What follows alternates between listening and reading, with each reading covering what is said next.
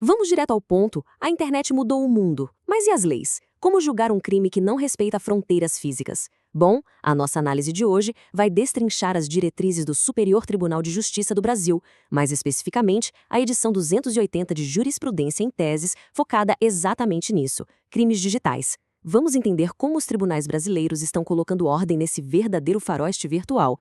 O nosso roteiro passa rápido por 5 tópicos. 1. O crime no ambiente digital. 2. Quando a competência é federal. 3. Regras para crimes contra a honra.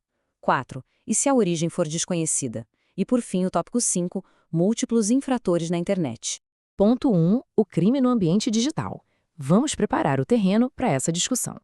A grande questão que não quer calar é: onde exatamente um crime virtual é julgado? Pensa bem, durante séculos, a lei dependeu puramente de um mapa geográfico. O crime acontecia numa cidade e o juiz daquela cidade julgava o caso. Mas na internet, uma ofensa pode ser postada no Brasil, hospedada num servidor europeu e lida no Japão num piscar de olhos.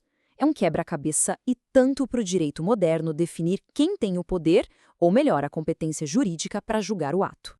Ponto 2. Quando a competência é federal. Aqui entramos nas infrações transnacionais. Tem horas que a ofensa é tão grave e o alcance é tão absurdo que a Justiça Estadual sai de cena e a Justiça Federal assume o comando. Os gatilhos exatos para isso: a divulgação de conteúdo discriminatório ou preconceituoso e a divulgação de material pornográfico infantil na internet. Colocar esse tipo de material numa plataforma de alcance internacional já cria uma transnacionalidade presumida. O simples potencial desse conteúdo cruzar fronteiras é suficiente para acionar a esfera federal. É literalmente uma ação incisiva de tolerância zero contra crimes de altíssimo impacto social. Tópico 3. Regras para crimes contra a honra. Vamos olhar agora para as infrações no nível micro. Agora preste atenção numa mudança de foco super importante.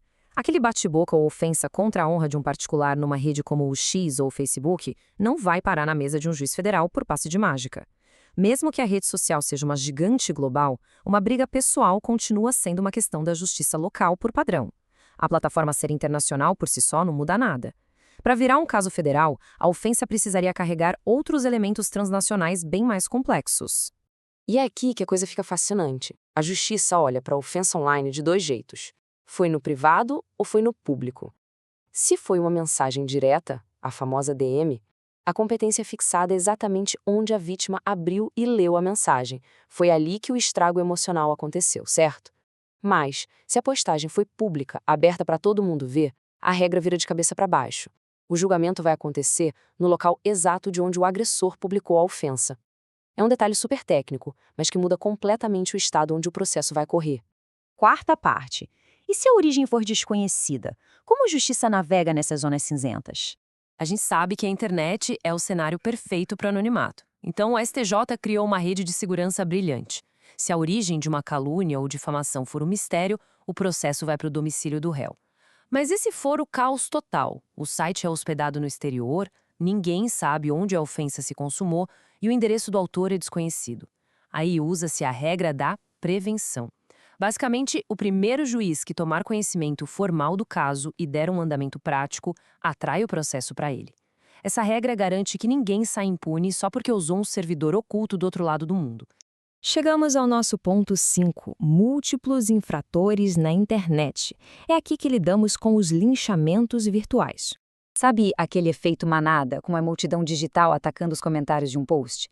A jurisprudência traz um alívio enorme. A vítima não precisa identificar e processar absolutamente cada perfil daquela multidão para buscar justiça.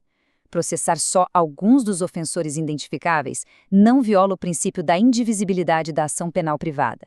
É uma saída excepcional e extremamente pragmática para o mundo digital. E o motivo para isso é cirúrgico. O STJ define perfeitamente. Ocorrem delitos autônomos e não coautoria. Ou seja, se várias pessoas ofendem alguém online, não é uma gangue que planejou o ataque em conjunto. A pessoa que foi lá e comentou agiu por conta própria. É uma conduta individual. A justiça vê isso como vários crimes separados acontecendo ao mesmo tempo, e não como ato orquestrado. Na prática, por essas ações serem autônomas, temos consequências que favorecem quem busca se defender. Como já vimos, não rola a violação do princípio da indivisibilidade.